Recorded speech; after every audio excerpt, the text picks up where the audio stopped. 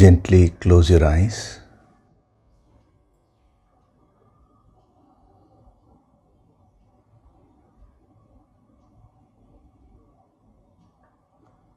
Do deep breathing.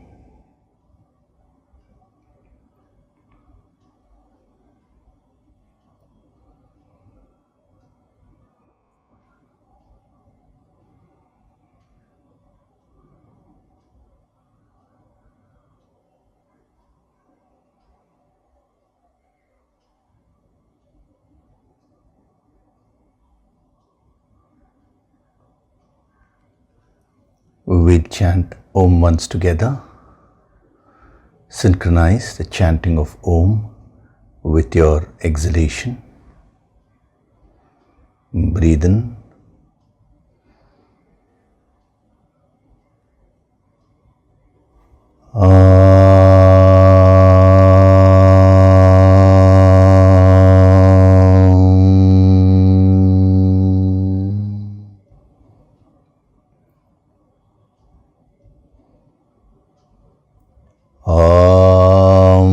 Sahana vavatu, sahanau bhunaktu, sahaviryam karavavahai, tejasvinavaditamastu mavit vishavahai.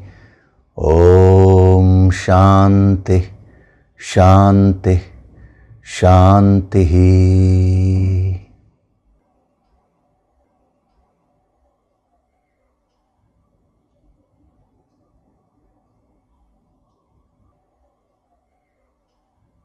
Gently open your eyes.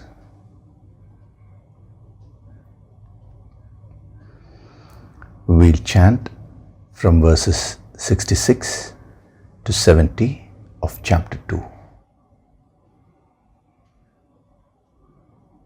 Nasti buddhirayuktasya, Nasti buddhirayuktasya, nachayuktasya bhavana, nachayuktasya bhavana, nacha bhavayata shantihi, nacha bhavayata shantihi, ashantasya kutah sukham, ashantasya kutah sukham, indriyanam hi charatam, indriyanam hi charatam, yanmano vidhiyate, yanmano vidhiyate, tadasya harati prajñam, tadasya harati prajñam, vayurnavamivambhasi, vayurnavamivambhasi, tasmadhyasya mahabaho, tasmadhyasya mahabaho, nigrihitani sarvashah, nigrihitani sarvashah, indriyanindriyarthebhyah, indriyanindriyarthebhyah, tasya prajña pratisthita, tasya prajña pratisthita, ya nisha sarvabhutanam, ya nisha sarvabhutanam, tasyam jagarti sanyami, tasyam jagarti sanyami, yasyam jagrati bhutani, yasyam jagrati bhutani, sa nisha pashyato muneः, sa nisha pashyato muneः, आपूर्यमाणमचल प्रतिष्ठम्, आपूर्यमाणमचलप्रतिष्ठम्, समुद्रमापः प्रविशन्ति यद्वत्, समुद्रमापः प्रविशन्ति यद्वत्, तद्वत् कामायं प्रविशन्ति सर्वे, तद्वत् यद्वत्कामायं प्रविशन्ति सर्वे स शान्तिमाप्नोति न कामकामी स शान्तिमाप्नोति न कामकामी. Hari Om, and a very good day to all of you.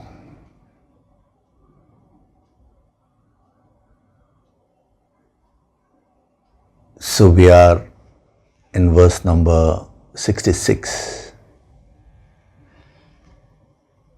where he is talking about a yukta, a person who is united.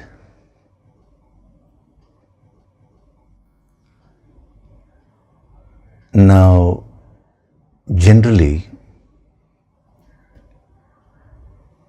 whenever we take any quality, we tend to restrict it to one particular aspect of our personality or one particular aspect of our life.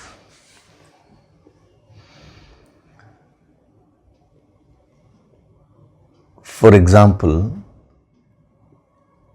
if you take the various knowledges of the world, now each bit of knowledge which you gain will help you in one particular area of your life. If you learn cooking, that is the knowledge of cooking will help you to cook good food. It will help you in that area of your life. If you learn car driving, that will help you in that area. If you learn engineering, it will help you in one particular area. So different knowledges. Here what we mean by knowledge is some information about something. So different pieces of information which you gather about the world, they all help in that particular area of your life.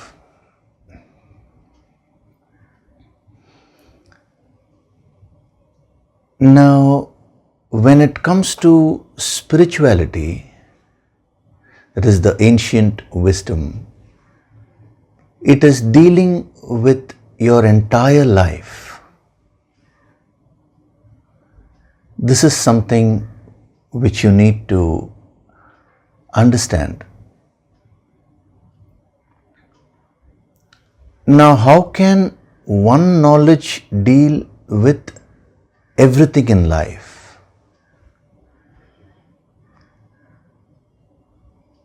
It is very interesting. This question is asked by a student in one Upanishad.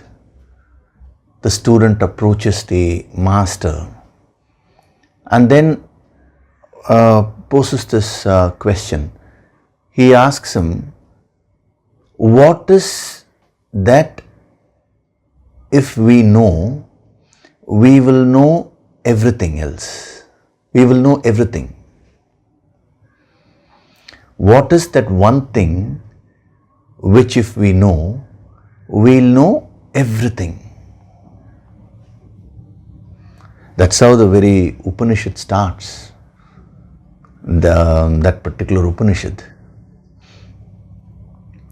That question itself is very, very deep. You know, Upanishads are very advanced level wisdom. The sadhanas which are given in the Upanishads, the energy is applicable only at a very advanced level. Now, at such an advanced level, this student is asking this question, which means his understanding about knowledge has become so deep. He has experimented in life. The person who asks this question was already a very knowledgeable person. He had gained a lot of knowledge from the world. And having gained a lot of knowledge, he found that each bit of knowledge which he was gaining was pertaining to one small aspect of the world, whatever it is. Now, is there something which, if you know, you can know everything?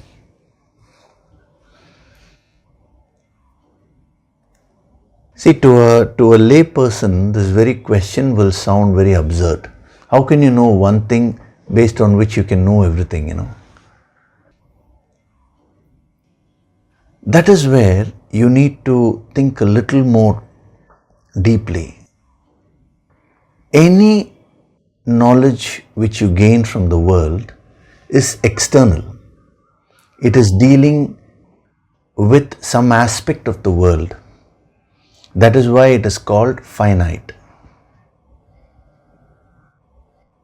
Now, when it comes to the ancient wisdom, it does not deal with something external. Ancient wisdom is the knowledge about the individual who is gaining knowledge. See, in order to gain knowledge, you need an object outside, then the information, and then the person who is gaining that knowledge. Now, all the worldly knowledges are pertaining to some object outside you. So that particular knowledge will deal with only one aspect. Whereas this ancient wisdom is dealing with the person who is acquiring knowledge.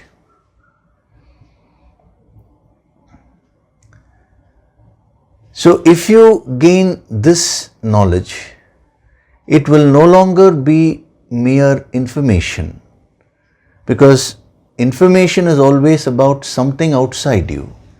Now here, this has to be an experience. Knowledge of something outside you, we can call it as information, but knowledge about yourself has to be an experience. If I were to ask you, how many fingers do you have? And you say, I have 10 fingers. Now, if you are reading it in a book, a human being has 10 fingers. Now, that is one thing. But the moment you are using that to gain knowledge about yourself, that is your body here in this context, then you count your fingers. I have 10 fingers. Now, there is a big difference between the way you understand this and the way you understand it when you are reading it in a textbook. Here, you are experiencing it. If somebody comes and asks you, what is the proof that you have 10 fingers? You will say, I don't require any proof because I am experiencing it. See, you require a proof for something which you know or which you have heard about, but you have not yet got an experience. When you experience something, you don't require any proof. What is the proof that you have 2 eyes? What is the proof that you have a nose? You will say, I don't require any proof. You will not bring the books of biology in order to prove that. You will not say, a great scientist has said that I have 10 fingers, I have 2 eyes, therefore, these things are true. You will not go by any reference outside. It is your own personal experience. So once you gain this wisdom about yourself, now that becomes infinite, because then the question comes as to who are you? So initially you consider yourself as a physical body, but as you gain more and more experiential knowledge, which is what we call as wisdom, as you gain the wisdom about yourself, you begin to understand the higher aspects of your personality. The body is the outermost covering, but within that there is the pranic body, which is much higher. Then you have the emotions, you have various thoughts. Then you have the bliss sheath, which is full of light. And then you have the infinite. It is like an ocean, This inner journey is like taking a dip in the ocean. When you are, let us say, swimming on the surface of the ocean, now there will be a lot of excitement because so many waves are there, and you're also going up and down with the waves. You will be shouting and all that. But as you start going deeper and deeper inside the ocean, you will find that all the various noises, everything stop, and it becomes more silent. When you are on the surface, you're also very excited, you shout and all that. But as you are going down, you will become quiet. You will start experiencing the ocean, the depth of the ocean. Similarly, friends, when you are operating at the external level of your personality, there will be a lot of noise. They say, empty vessels make the most noise. A person who does not have this wisdom, that is, who does not have the depth of this wisdom, he alone will get into arguments. So many quarrels and arguments are taking place in the name of God also. It is actually the clash of egos only, if you really think about it. Any kind of argument when you get into. A person who goes into the depth, he or she starts experiencing the infinite deep within, which is there deep within, which is there everywhere outside. So when that student asked, what is that one thing which when I know, I will know everything else? That one infinite is present everywhere. So when you know that, any other knowledge you gain, this infinite is always there. Even relatively, the person who is knowing things outside has to be present behind every bit of knowledge which he or she is gaining. And then from the absolute point of view, who are you? You are that infinite consciousness.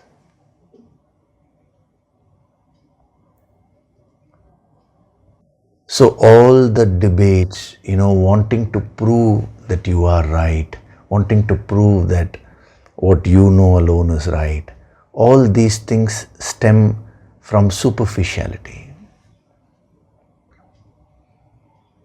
A person who starts genuinely absorbing the energy behind what the master is giving, he becomes so deep because he starts experiencing that subtle infinite power within and without.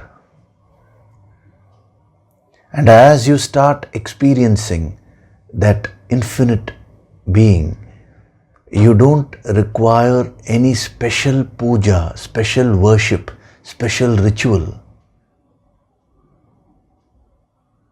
A ritual is meant for you to get connected with the infinite. I would not say a ritual is not required at all. It is of course required.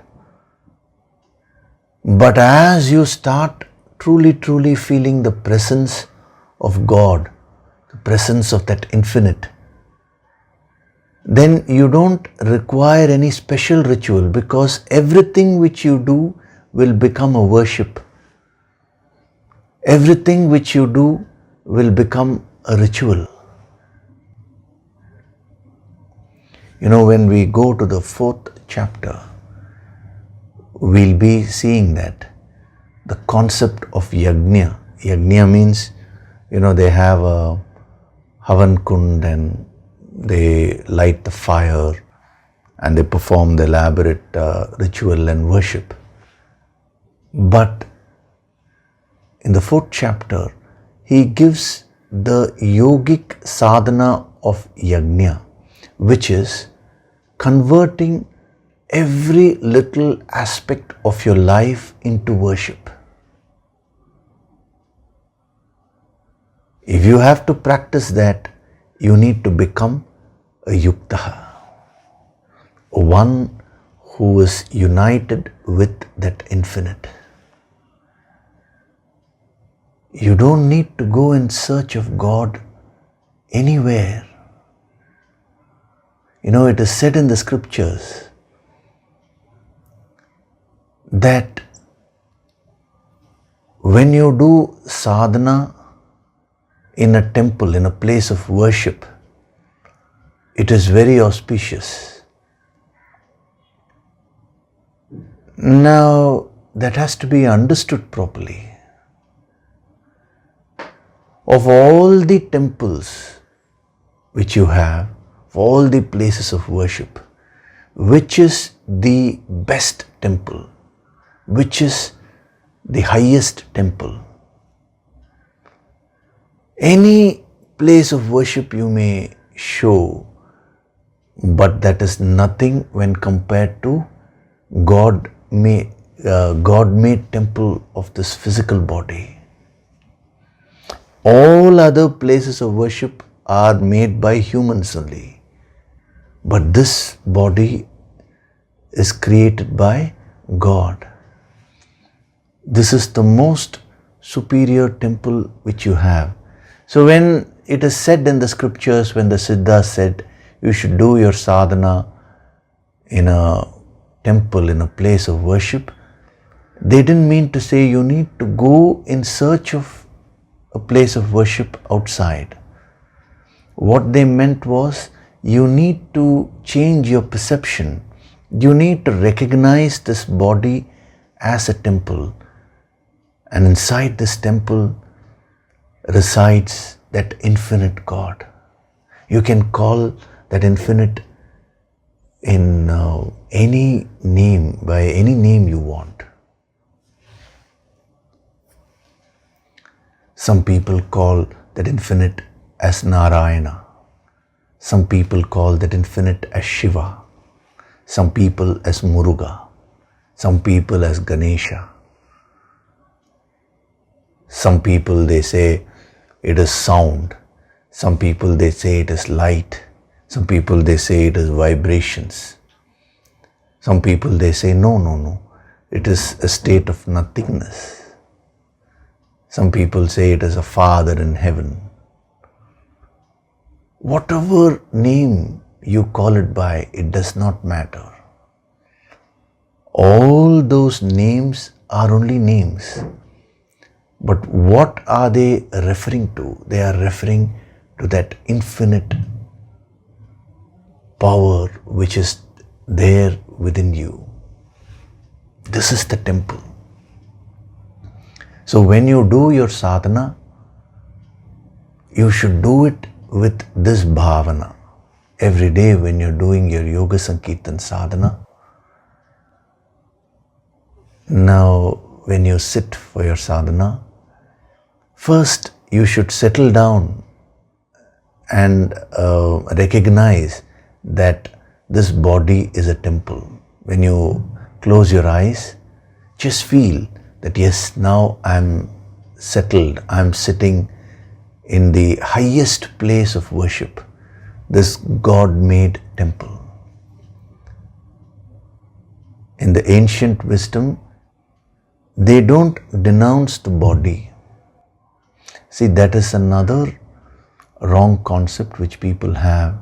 They take pieces of this wisdom out of context and then they confuse things, For a person who is very, very attached to the body, sometimes a master may say that body, what is there in the body? Nothing, it is just an accumulation of dirt. So you need to go beyond that. So you can't take that piece of wisdom and now start hating the physical body. No. Even though this body may be an accumulation of dirt, it still is the covering, is the temple which houses that God principle within you. So recognize what you are worth.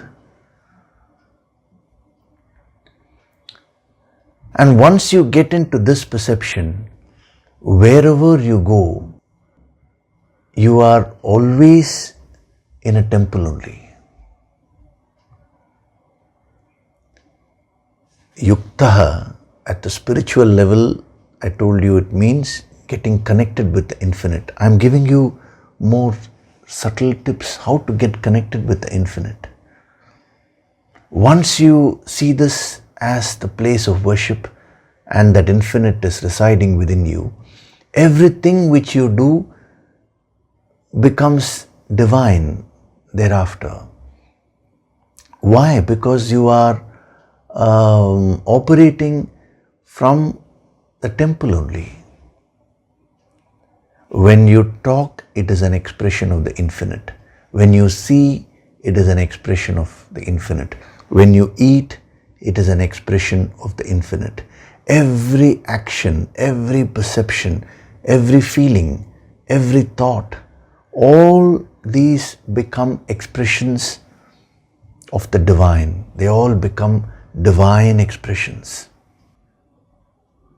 That is the meaning of Bhagavad Gita. Bhagavad Gita means the song of the divine.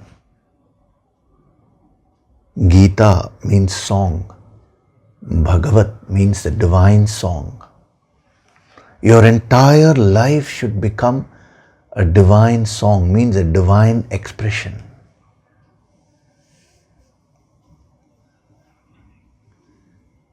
It is the same activity. See, you're not going to change anything outside. You can continue to be in the same lifestyle which you are today, assuming that that is not totally unhealthy. For health reasons and all that you may change. But I'm talking from a spiritual point of view. You will continue to do the same things which you are doing, but the depth will start increasing as you become a yukta.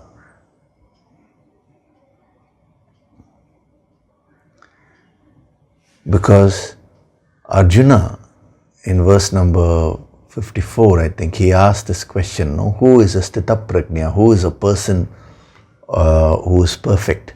How does he walk? How does he talk? How does he sit? All these questions he asked because he believes that a master, an enlightened person, will walk in a special way, will talk in a special way, will express himself or herself in a special way. No.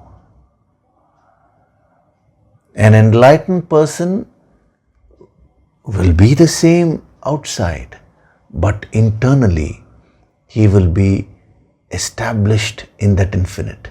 To the extent you are trying to get established, to that extent you are a yukta.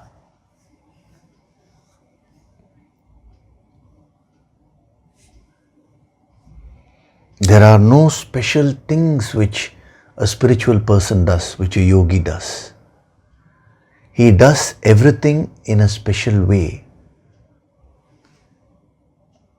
You are always looking for special experiences. Even when you come to a master, you are always looking for miracles. You are looking for something other than whatever you're doing now. A master may initially apparently encourage that, but what is he striving to do? He is striving to make the student understand that once you get connected with the infinite, everything which you do becomes special, becomes divine. Your entire life becomes a puja, a worship.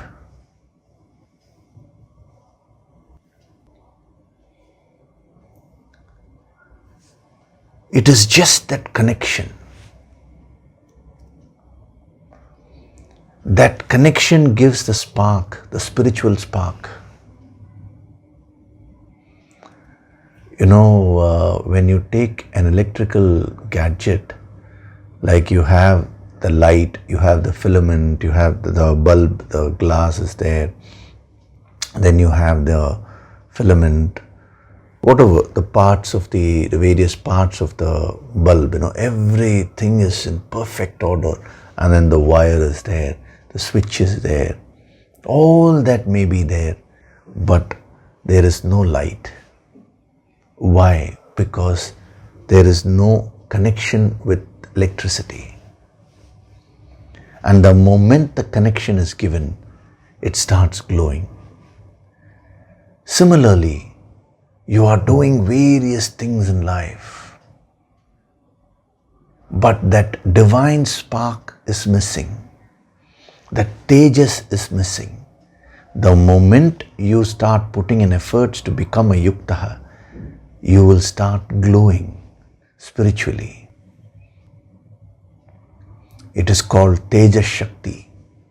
You know, even in the invocatory prayer with which we start, it is said, no, tejas vinavadi tamastu. Let our tejas increase, the spiritual brilliance. So each and every one of you, you are potentially divine. You are already a potential yukta. It is only up to you to manifest it. You know, one thing is to think that I am not spiritual today and I want to become spiritual. But what these great yogis are saying is, that is not exactly the truth. You are already spiritual potentially, but you have not yet manifested it. So becoming a yukta, becoming connected, means manifesting your spiritual potential. Each and every one of you, you are the purest of the pure. It is just that everything is dormant within you. When you consider yourself as a negative person, now from a negative I have to become positive. That is the lower level of wisdom. But a master slowly tries to awaken this aspect of the wisdom within the student, where he or she starts experiencing that there is actually no negativity. You have the seed, the spiritual seed within you. And once you do the right things, once you water it, once you give it sunshine, everything, Now the seed will start growing into a plant and then a huge tree, and it will give fruits to others, it will give shade to others. As long as you do your sadhana thinking that you are impure, you will never become pure. I'm giving you more tips how to make this yukta as a how to make it into a reality in your life. See, as long as you do your sadhana considering yourself as an impure person, you can never become pure.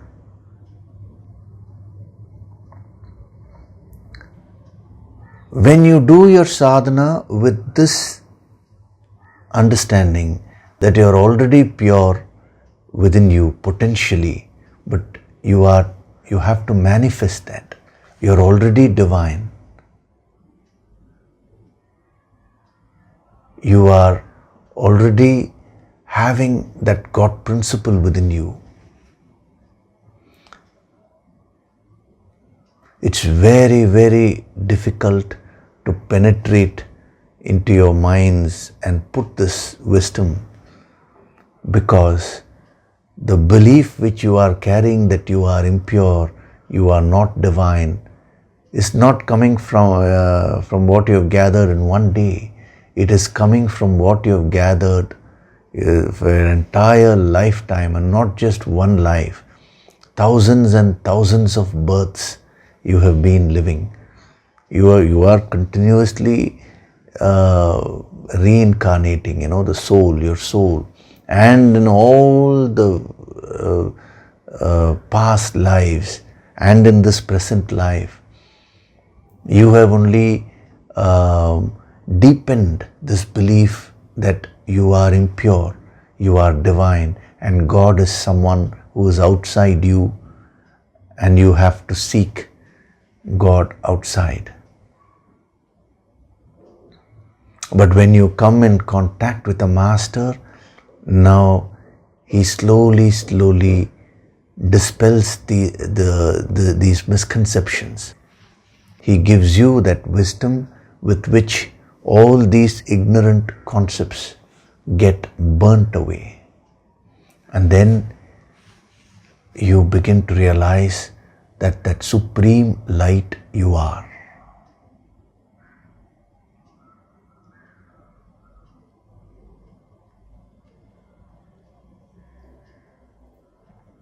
So becoming a yukta at the spiritual level means feeling the presence of the divine within you and getting connected with it. When you go to your guru, a strange thing, it is a very strange experience you will have. On one hand, it will look as if you're getting drawn by the energy of the guru outside. But the more you get drawn outside, you will find that your inner experience will start getting deepened. It's very difficult to explain it in words.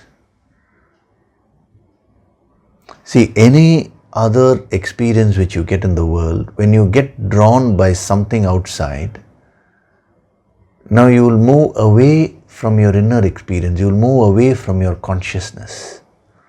Whereas, when you go to the Guru, to a true master, and when you surrender, it will look as if you are getting drawn towards the master externally, the energy with the energy which he gives. But you will not move away from your center. Rather, as you're getting drawn outside, you will find that you will also be pushed within. Your inner experience will start getting deepened. Whatever misconceptions you have will all start getting dispelled. Your innate purity, the light within you, will start manifesting itself.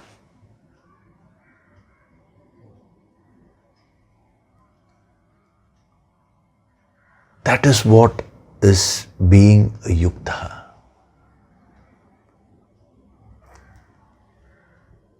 And then I gave you a few more dimensions at the intellectual level, how organized you need to be. Those are all the various practical tips.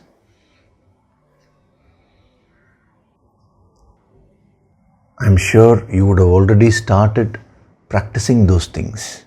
If not, you should do it, because these practical tips will help you to conserve your energy. See, today your energies get frittered away by so many things.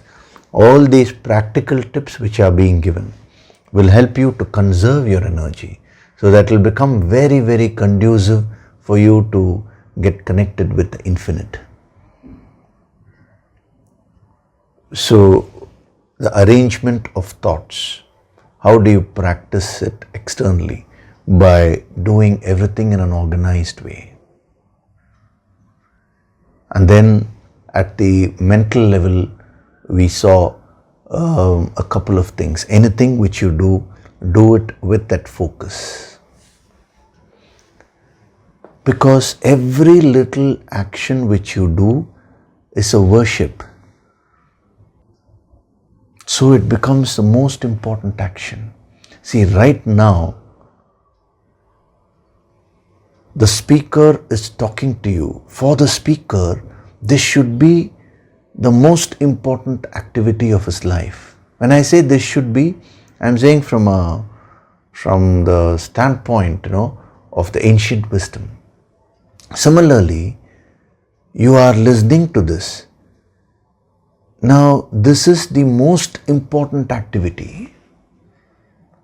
Now, after the discourses are over, now when you go and have your breakfast, let us say, or whatever it is that you're going to do, now that activity you should becomes the most important activity at that moment. Whatever activity you're doing at that moment is the most important activity for you. Bring that kind of focus and do it with full passion, full emotions. The more you are able to back your actions with emotions, the more power you will be able to generate, the more impact you will create. Impact on yourself and impact on others. Otherwise, your words, your actions will be so dry. They will have absolutely no influence, no impact. And then we saw at the pranic level, one tip I gave you, when you do your deep breathing, feel that you're drawing in a lot of cosmic energy, the pran shakti. And pick up those things in life which keeps enhancing your pran shakti. The kinds of foods which you eat, so many tips I've given you, that 22-day program, the health program which we had. And now that it's available online, you can always gain that wisdom. But what is important is not knowing all that. You need to practice every bit of that wisdom.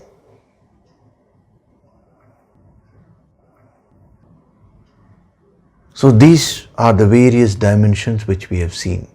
We'll see a few more dimensions today. So at the spiritual level, at the intellectual level, at the emotional level, mental level, and at the pranic level is what we have seen. Now we'll see what is yukta at the physical level. At the physical level, Yuktaha actually again has two parts. We will see both those parts. The first and foremost dimension of Yuktaha at the physical level is being active. Yuktaha means being active, being diligent. What is it to be active, to be diligent? It means overcoming the tamas or laziness in your life. See, if you're aspiring to become a yogi, the first thing you need to practice is being active, being dynamic, being very diligent and smart. Only then you will be available for the higher sadhana.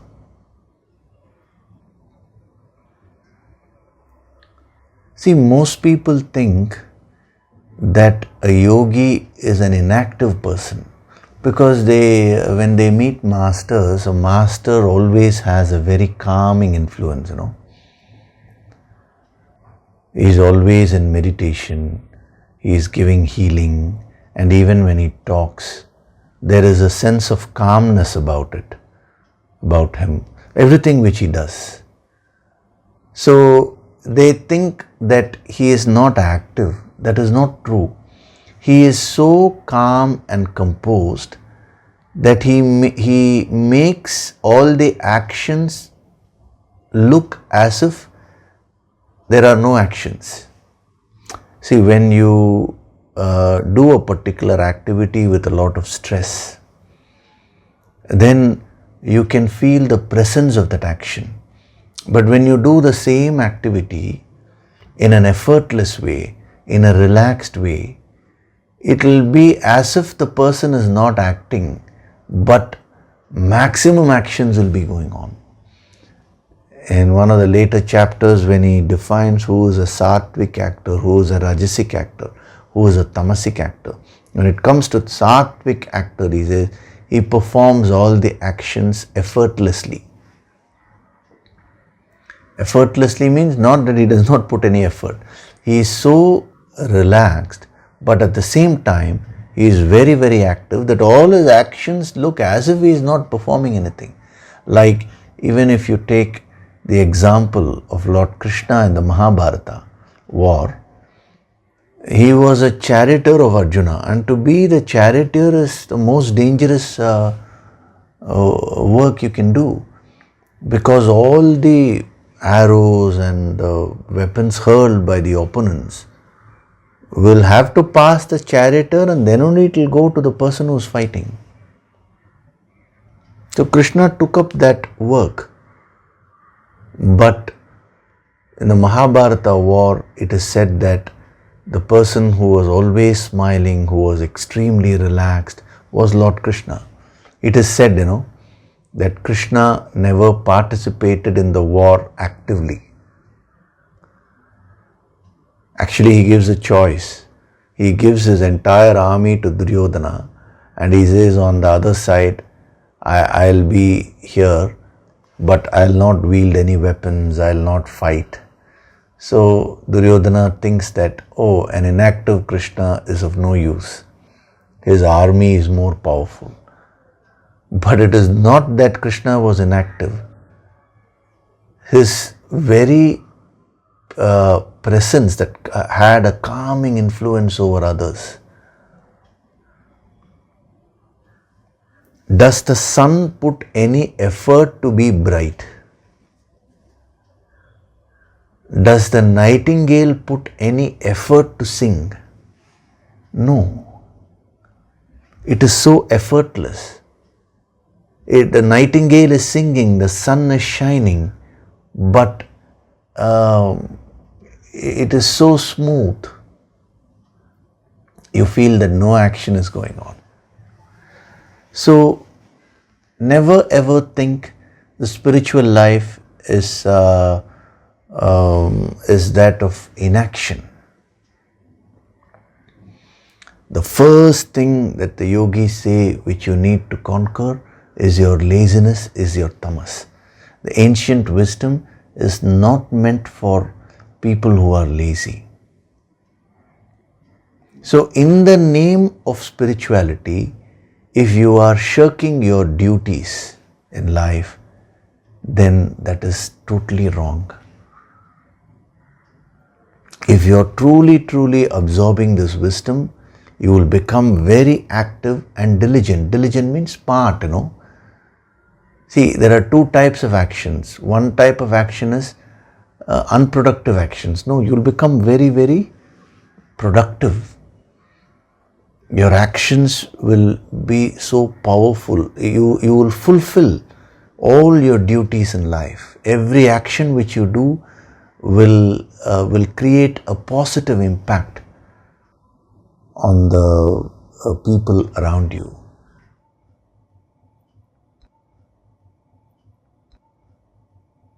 So if you are attending every Sunday, if you are gaining this wisdom, but then you are being unkind to your spouse or to your children, or you are not doing the duties with respect to your family, then that is not being spiritual at all. You are actually misusing this. That is why I am covering all the aspects of Yuktaha, because if I just stop with the first aspect, actually that itself is more than enough, provided you have the penetrative capacity. At the spiritual level, Yuktaha means being united with the infinite. There ends the matter. But what will happen is you will misunderstand that. So you will start shirking all your duties in life, and you will say, why? Because I am a Yuktaha, I am united with the infinite. So finite things don't have a value for me. That is not true.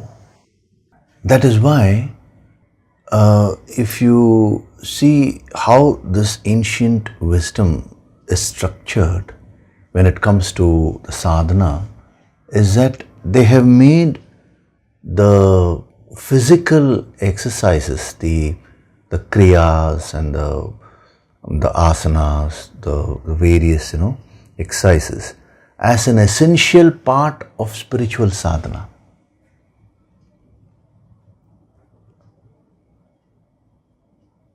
Now, there was a youngster who asked me this question. What he said is, he went to hear somebody, and he liked what that person said, and so he went and started taking guidance from that person. And the person who was guiding him was not in the true sense spiritual, but he was more of an intellectual. This itself, this boy, he came to understand after he started getting into the yogic approach only.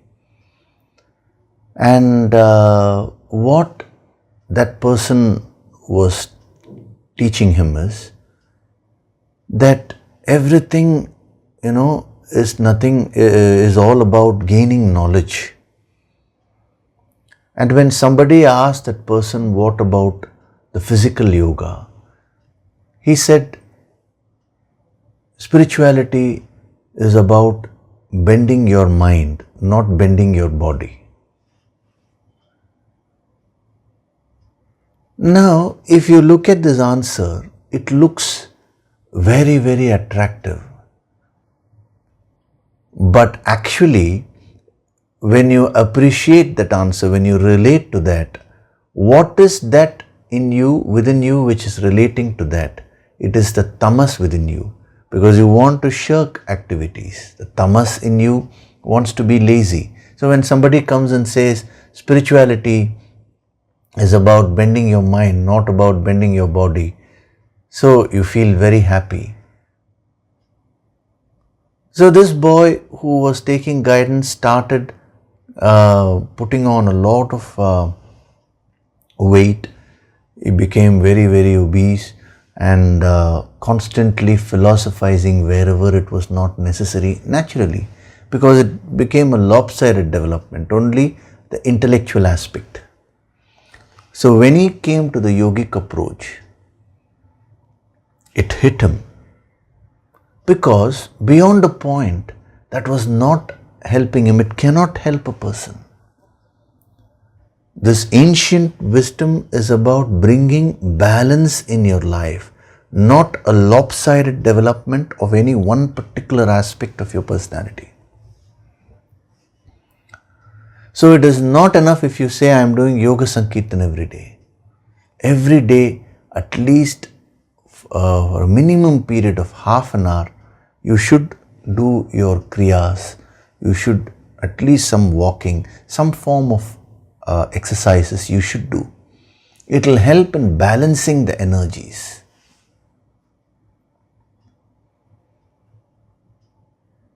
When I teach the full form of Hiranyagarbha Yoga, you can start practicing that.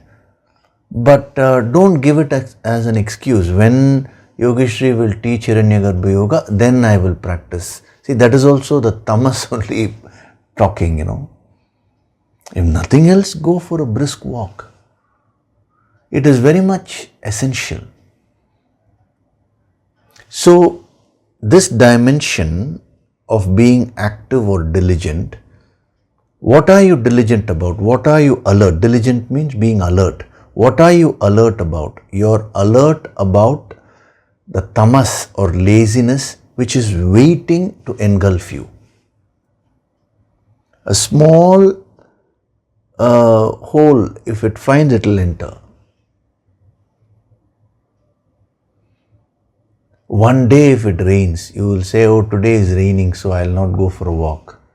One day if it is little more hot, you will give that as an excuse and say, I will not do my exercises. You just require something. Or today I am having a mild headache, so I will skip my exercises. I am having a fever, therefore I will skip exercises. The mind is waiting to give a reason.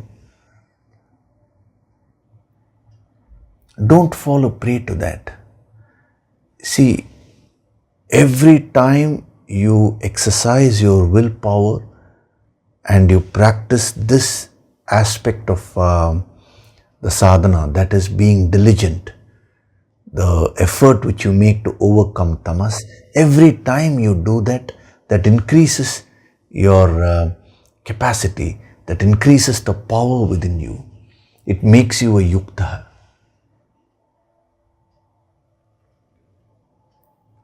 So that is the first aspect at the physical level, being active and diligent.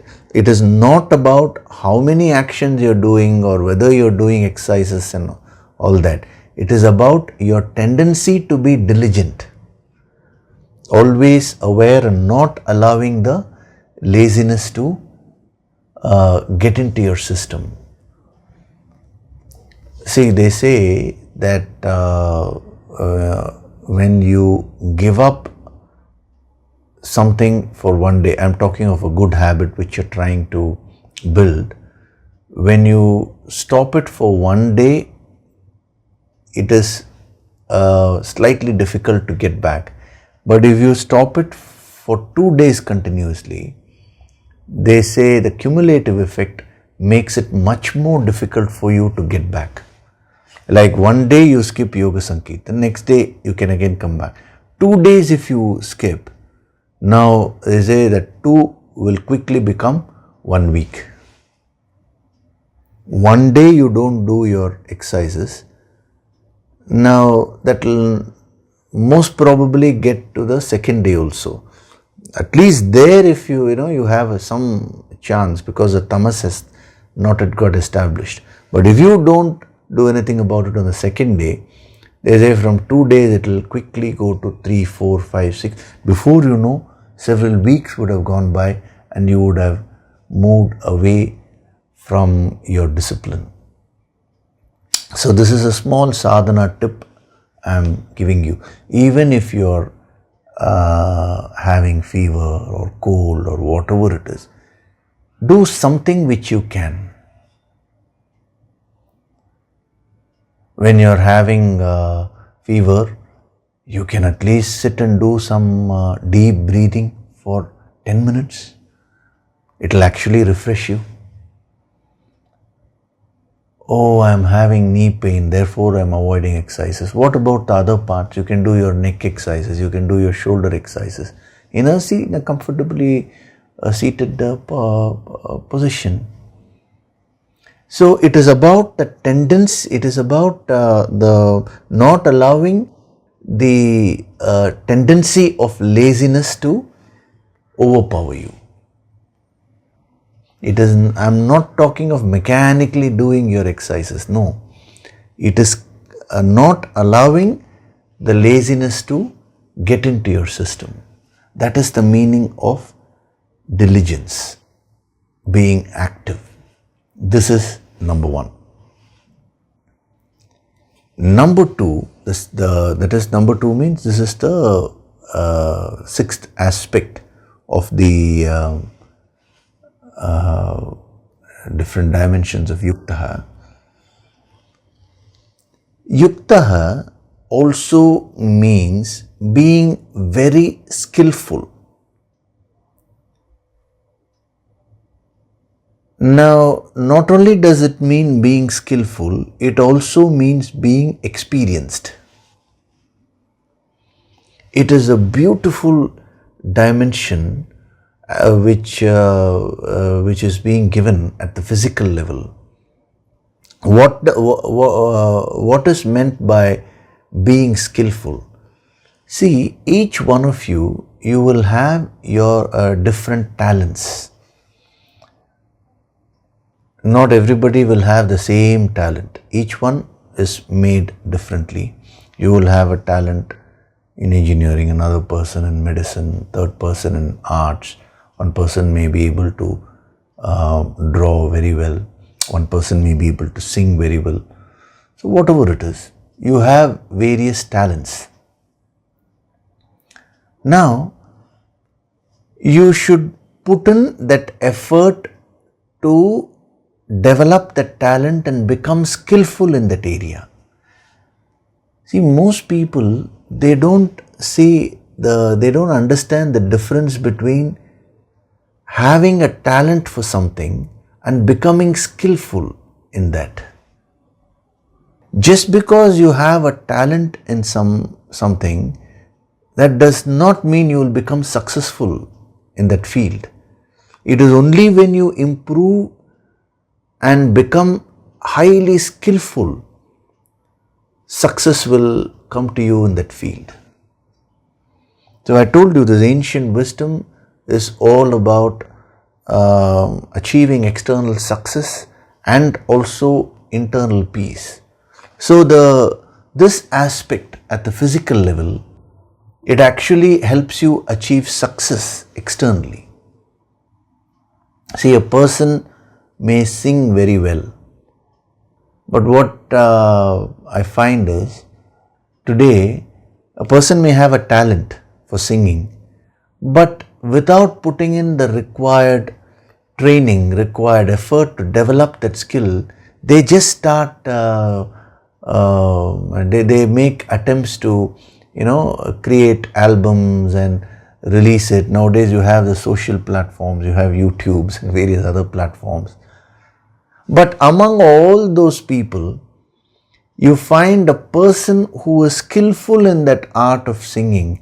By, skillful means he or she has put in a lot of effort in mastering that skill. Such a person's singing will be a cut above the rest. That will really be soulful singing. The way that person will handle the notes will be different.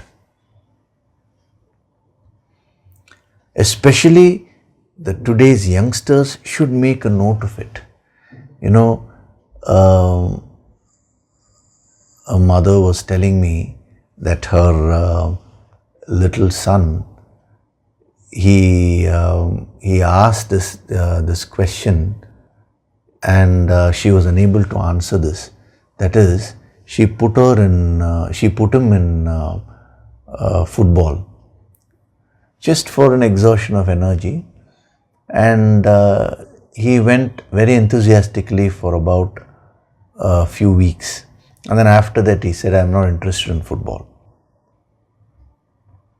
And when she asked him why, he said, I know now what is football, I know all the rules, I know you have to kick this, you have to do this, do that. All that I have learnt. Now there is nothing more in that. So I want to go to cricket. So she put him in cricket coaching. So he wanted to become a batsman. So they taught him all the strokes. There is a forward defensive stroke, then there is a drive, and there is a cut and pull and everything. So all those he learnt. Now once he learnt, he said, I don't now want to continue, because now I know what it is to be a batsman.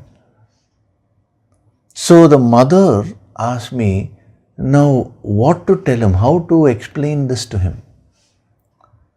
So she brought him to me, and of course he was a very small boy, so in a nice way I had to explain to him in his own way, using a lot of psychology. I had to explain to him that there is a big difference between having a talent for something and becoming a master in that, becoming skillful in that. We'll see, becoming a master we'll see later, but first becoming skillful in that. So whatever work you're doing right now, you're in your field of activity, put in efforts to increase your skills, to become better in whatever you're doing. Never stop that learning process. Never stop growing in your field. In life itself, we should keep on growing. We should keep updating ourselves. You know, when we had this the Yoga Sankirtan online program last year, the empowerment, there was so much of confusion with respect to sadhaks, because they found it very difficult to move from a live event to online. We were forced to do it because of the lockdowns. But some of the participants, they said, we have never attended online events, you know. They were giving calls to the organizers. They were saying, we don't even know how to enter a password, what is a username. Nothing they knew. But what was interesting is, they were asking, can you make a very easy system? I said, no, let them upgrade themselves. But the last program we had, there were hardly anyone who had issues. Because once you get upgraded, the same thing becomes easy for you. So what is being skillful? Initially, you need to put in a lot of effort to do it. But as you become skillful in that, you will start becoming effortless in doing the same activity. Then it means to that extent you have become skillful. See, if you see a person like Sachin Tendulkar bat, or Virat Kohli, whoever is the top person now, or even from the yesteryears, Vivian Richards, any one of them, if you see them bat, now the same stroke is played by many people. But why is it that we call them great batsmen? Because they make batting look effortless. It's not only with respect to cricket, with any field. If you take football, the same kinds of movements all the players do. But when a player like Messi does it, it's a treat to watch, because he has developed and mastered that skill. He has become so skillful. A simple thing like passing and the moving around in the field itself, you can see there is such a big difference. So whatever activity you're doing now, you go on putting in effort to improve yourself, improve your skill in that, become more and more skillful. Supposing you're a salesperson, become a better salesperson every day. Go on learning more and more sales techniques. As you meet more people and sell, your knowledge will improve. That effort should always be there. This is also related to tamas, because the tamas will not allow you to grow in your field, but you should put in that effort.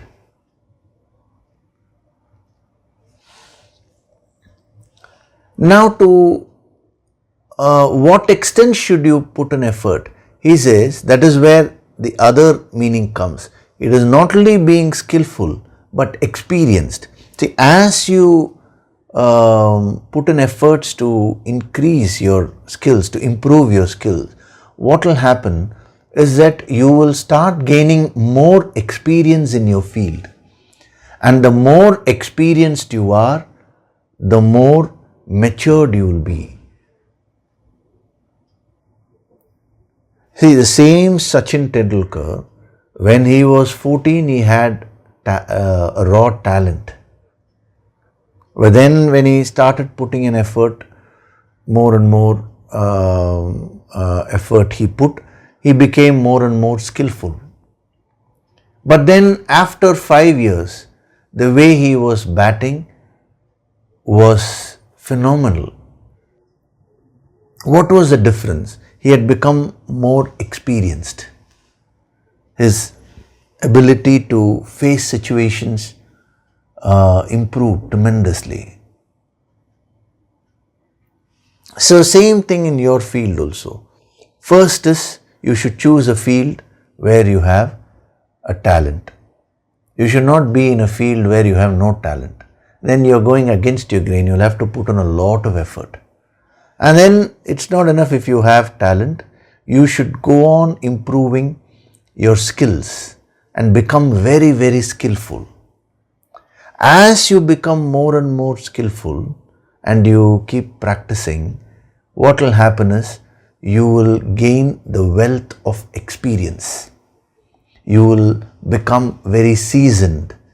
That is when you will become a master. Being a master in a particular field requires experience. Whether it is martial arts, whether it is singing, whether it is dancing, whether it is cooking, whether it is engineering, medicine, whatever it is, these are the 3 steps which you need to follow. Number 1, choose the field of your activity according to your talents. Number 2, put in a lot of effort. Become more and more skillful every day. Keep on improving your skills. Become better at whatever you're doing on a daily basis. Don't slacken your efforts. So from being talented, first become skillful. That is yuktaha. And from being skillful, become a master by acquiring more experience. Which means you've gone to the second step of yuktaha at the physical level. And the more you practice this, the more successful you will be in that field.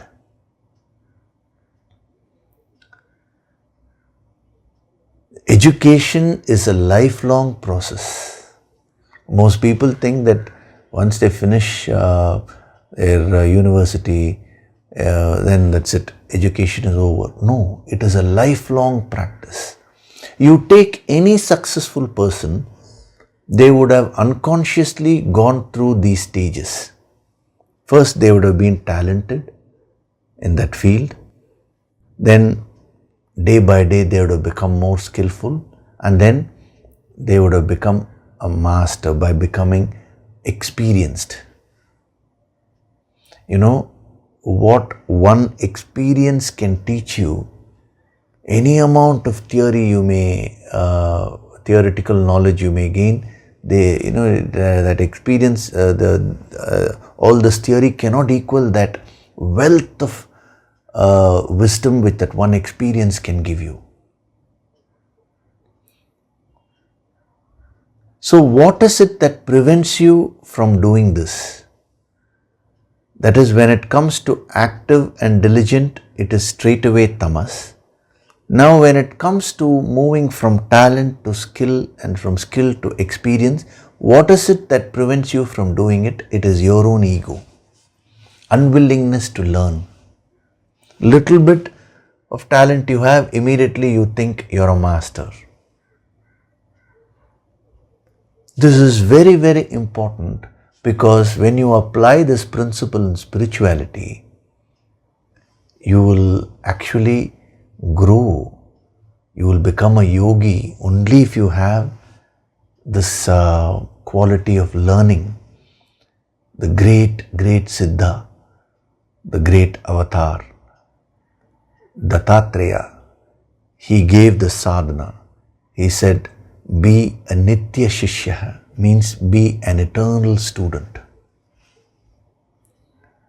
See, when I'm saying you will become a master experienced in a particular skill, a true master in that field will not consider himself or herself as a master.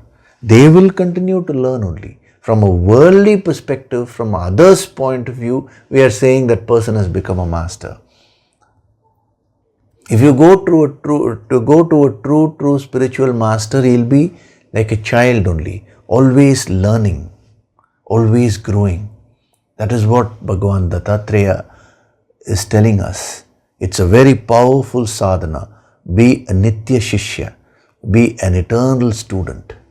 So when you are an eternal student, always wanting to learn, no ego, never slackening your efforts, then you will move from being talented to becoming skillful, and from becoming skillful, you will become very well experienced and you will become a master of whatever you're doing. This is the process of self-improvement, and the same tendency, the same sadhana you need to apply in spirituality also. So just because you know a few things, you're able to understand a few things, immediately you stop putting in your efforts. No. In spirituality also, you start with talent. Now you may ask me, do I have a talent for spirituality or not?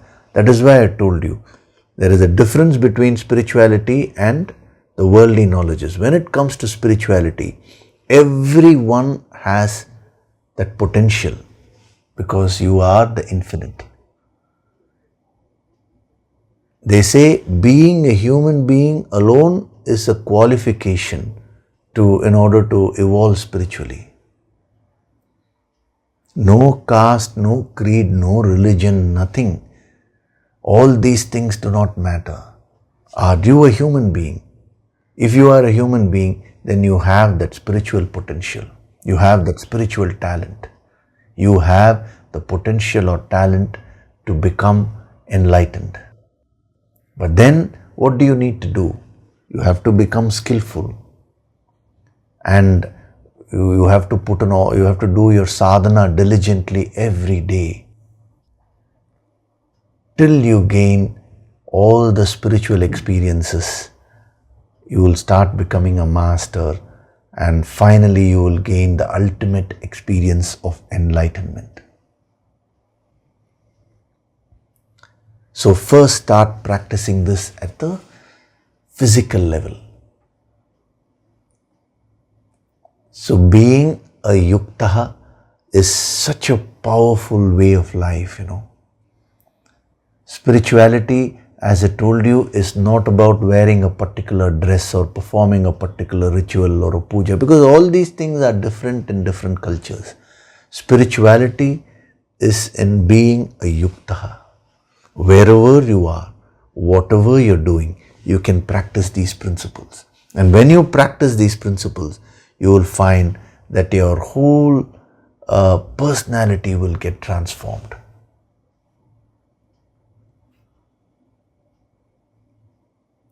So these are some of the dimensions of yuktaha. At the spiritual level, being united with the infinite. At the intellectual level, arrangement, doing things in an orderly way. The thoughts are well structured. At the mental level, focusing, doing any activity with focus and passion, with a lot of emotions. At the pranic level, filling yourself with the cosmic energy, prana, through deep breathing, by picking up things which give you more pran shakti. And then at the physical level, being very active and diligent, not allowing the laziness to overpower you. And then moving from being talented to skillful, constantly improving yourself. And from being skillful, you become experienced and become a master. When you practice all these sadhanas, you are practicing the sadhana of yukta. Now you may ask me, sir, when I am going about in life, now just to remember all these aspects itself, it seems to be difficult. Now how can I practice all these in my life? That will be your question. I'll answer this next week, because apart from all these dimensions, there is one more dimension of yukta which answers that question. Actually, the right way of doing this would be just leaving you with this, and then when you try to practice it, you will get this question, and when you ask the master, he gives the next dimension. That will be very good, but to go through that process is a little difficult in the system.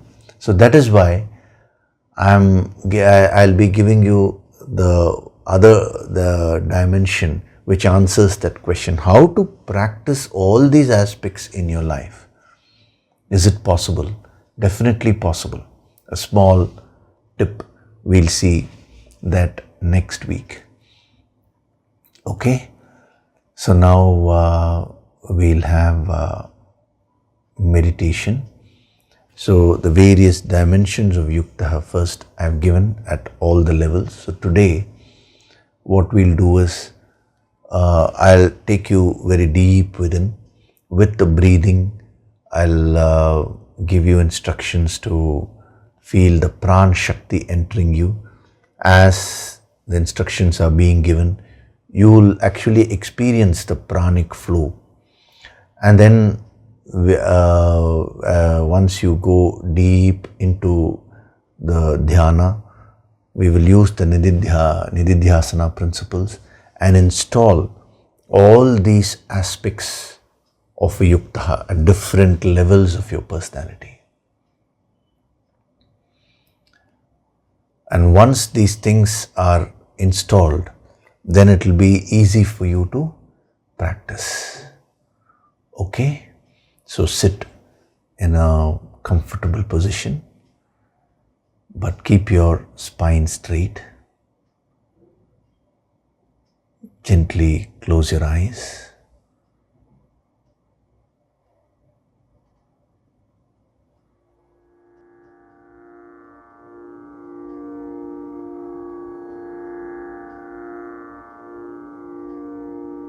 Do deep breathing.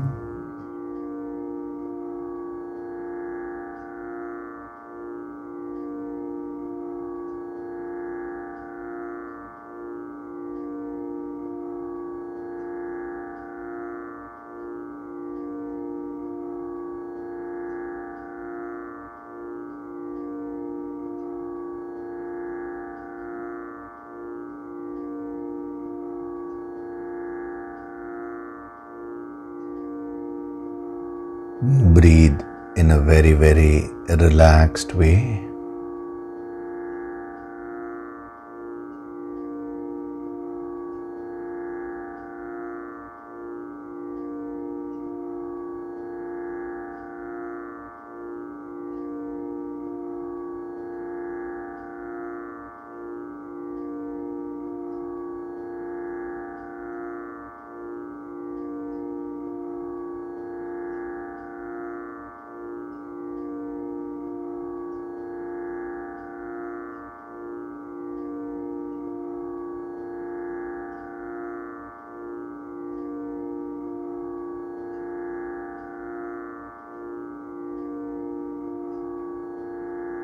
As you breathe in,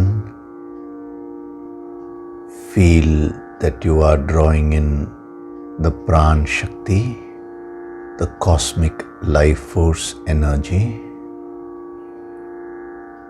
And as you are breathing out, feel the Pran Shakti spreading throughout your physical body and your pranic body.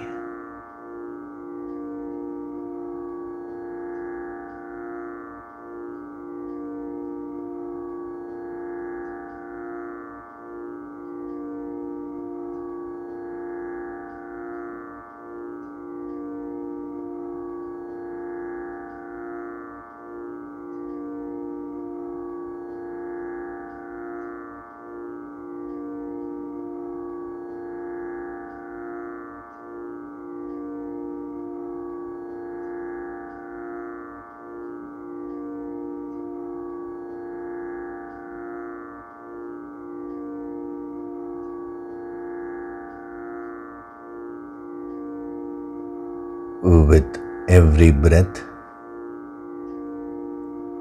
I am being filled with a lot of Pran Shakti, the life force energy.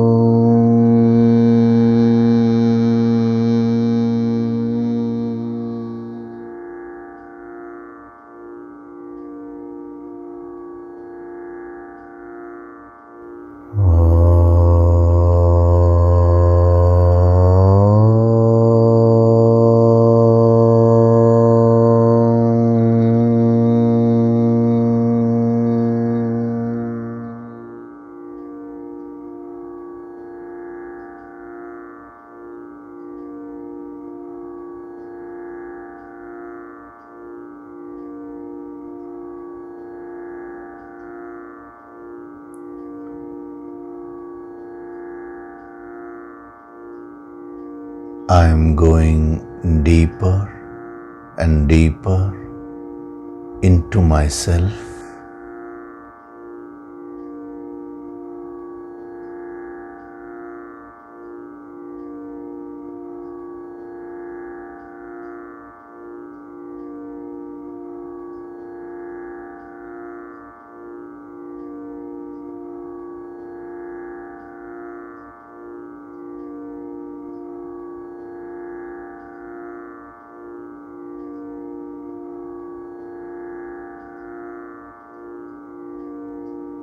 I am not this body. I am not these various emotions and thoughts.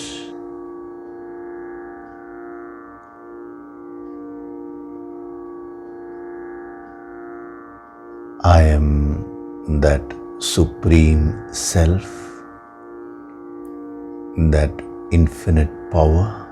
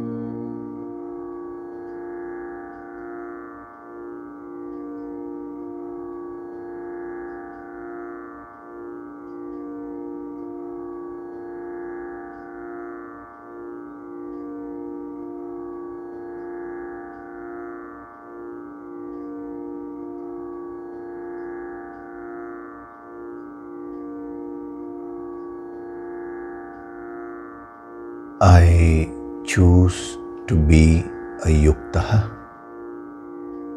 a person who is united.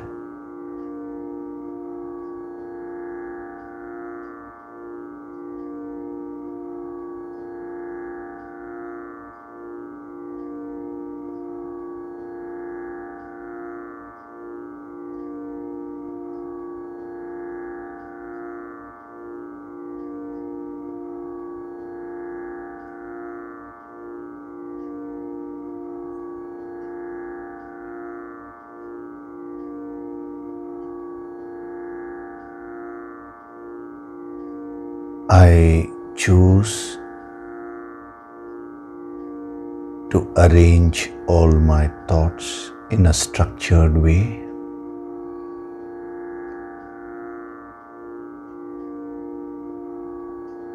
I choose to do everything in an organized way.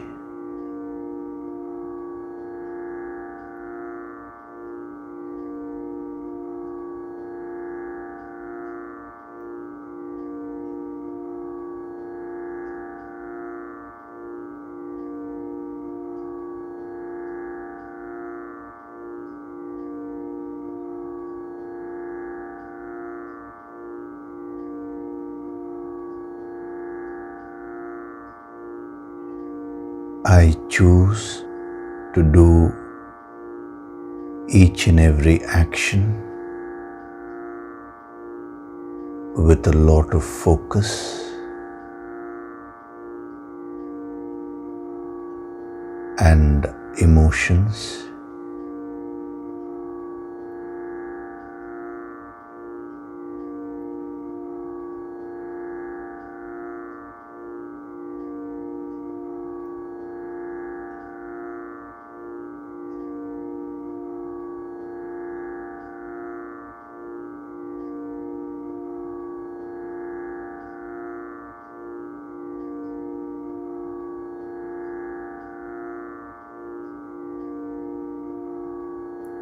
I choose to fill myself with a lot of Pran Shakti, the cosmic life force energy.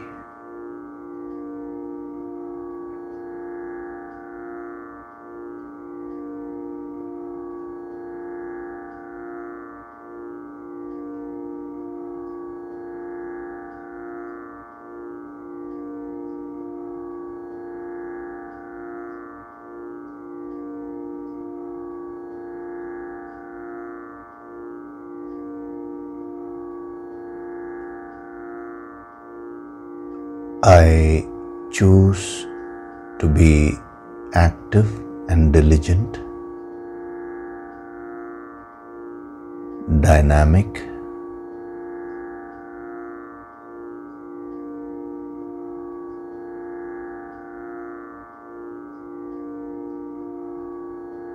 I choose to be an eternal student.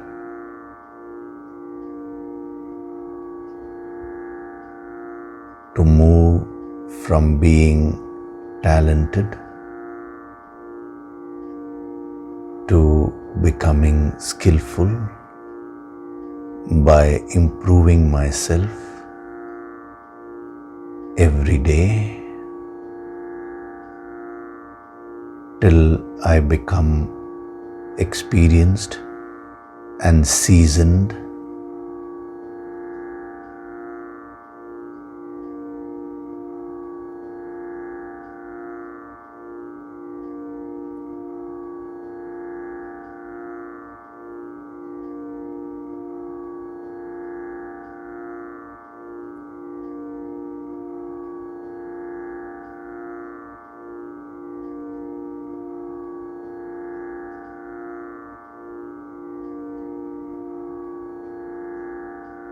I am Swayam Prakashit,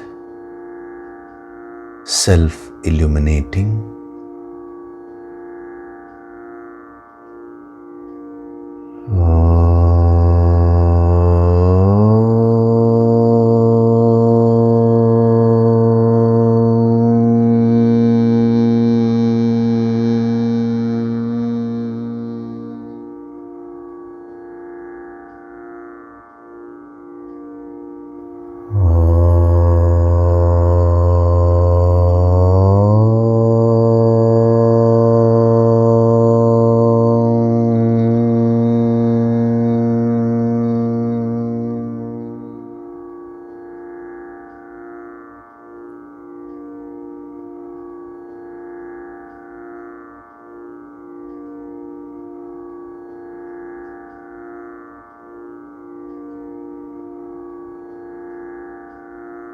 Offer your gratitude to God Supreme.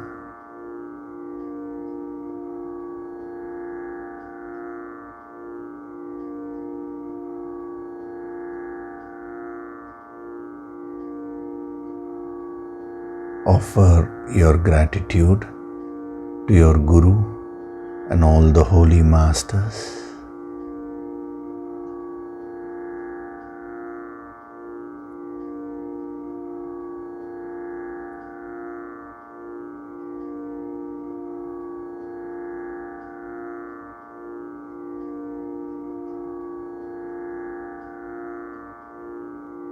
Slowly come back.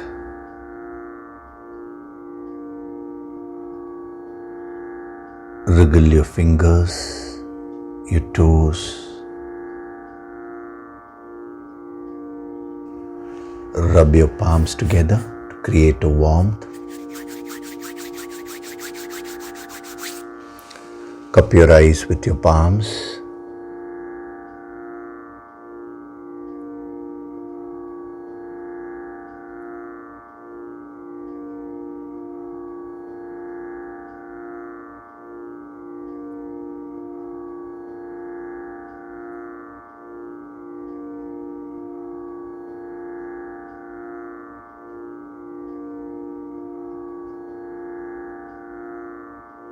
Gently rub your eyes, your cheeks, forehead, top of the head, back of the head and neck. Slowly open your eyes.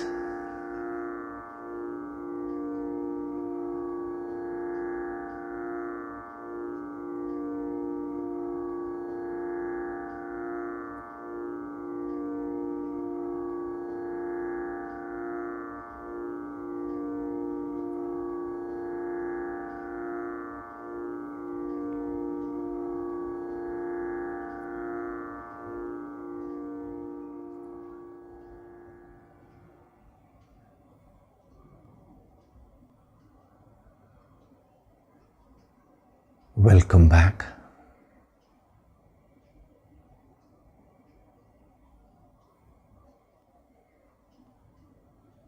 So today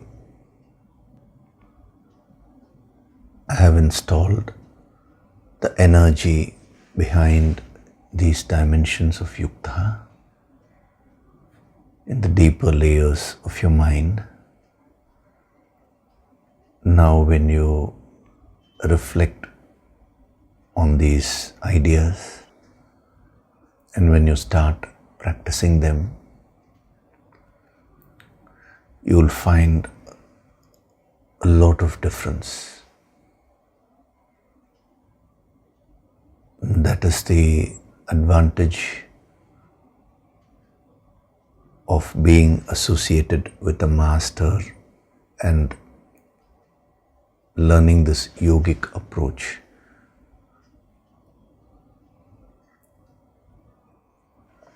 Otherwise, to do all these things on your own, it's not impossible, but that will take a lot of time,